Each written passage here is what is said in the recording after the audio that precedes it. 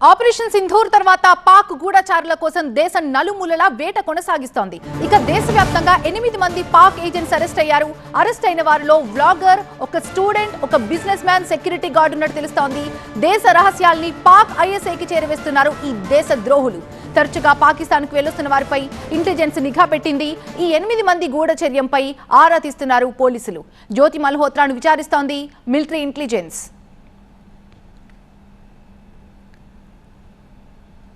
Arrest అయిన వారిలో ఒక వ్లాగర్ ఉన్నారు, విద్యార్థి ఉన్నారు, వ్యాపారి ఉన్నారు. వారికి సంబంధించిన న్యూస్ మనం చూస్తున్నాం. జ్యోతి మల్హోత్రా హర్యానా వ్లాగర్, ఒక యూట్యూబ్ ఛానల్ నడిపిస్తుంది ఆమె. ఇక వ్యాపారి షెహజాద్ యూపీ వ్యాపారిగా తెలుస్తోంది ఆయన. పటియాలా స్టూడెంట్ దేవేంద్ర సింగ్ అయితే ఆయన ఒక స్టూడెంట్ గా ఉన్నారు. దేశానికి సంబంధించినటువంటి సెన్సిటివ్ ఇష్యూస్ ని కూడా వీళ్ళంతా పాక్కి చేరవేస్తున్నట్టు తెలుస్తోంది. హర్యానా నూహ్ స్థానికుడు అర్మాన్ గా తెలుస్తోంది. వీళ్ళంతా కూడా ఈ నలుగురు కూడా ఈ 8 మంది గూఢచర్యంపై ఆరా తీస్తున్నారు. ఈ నలుగురే కారు మరికొంతమంది కూడా ఉన్నట్టు తెలుస్తోంది. పోలీసుల విచారణలో భయంకరమైన విషయాలు వెలుగులోకి వస్తున్నాయి.